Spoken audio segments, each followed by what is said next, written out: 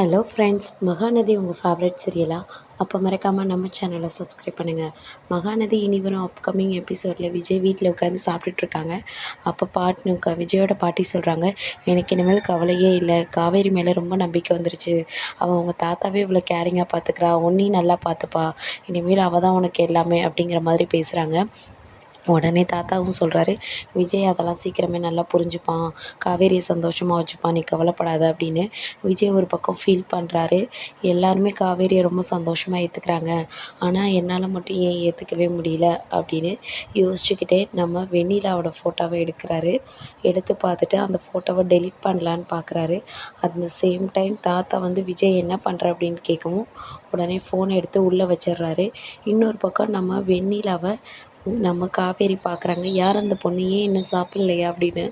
இல்லைம்மா, இந்த மாதிரி அந்த பொண்ணு கூடலூரில் இருந்தா, அவள் கண்ணு முன்னாடியே அவங்க வீட்டில் உள்ள எல்லாருமே ஆக்சிடெண்ட்டில் இறந்துட்டாங்க, அதில் இந்த மாதிரி ஆயிட்டான் அப்படின்னு. என்ன நியூஸ் பேப்பரில் பார்த்துட்ருக்காங்க அப்படிங்க. ஏதாவது படிப்பாங்களா, என்ன பண்ணுறான்னு தெரில, ஆனால் பார்த்துக்கிட்டு இருக்கா அப்படின்னு சொல்கிறாங்க.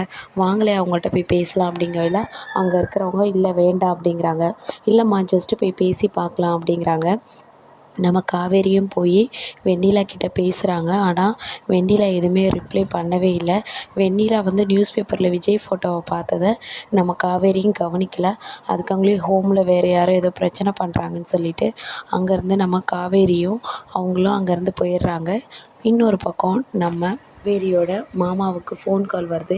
இந்த மாதிரி காஸ்டியூம்ஸ் தைக்க கொடுத்துருந்தோமே, அதை கொஞ்சம் கொண்டுட்டு வாங்கப்பா, நாங்கள் ஷூட்டிங்கில் ரொம்ப பிஸியாக இருக்கோம் அப்படிங்கிற மாதிரி கால் பண்ணுறாங்க.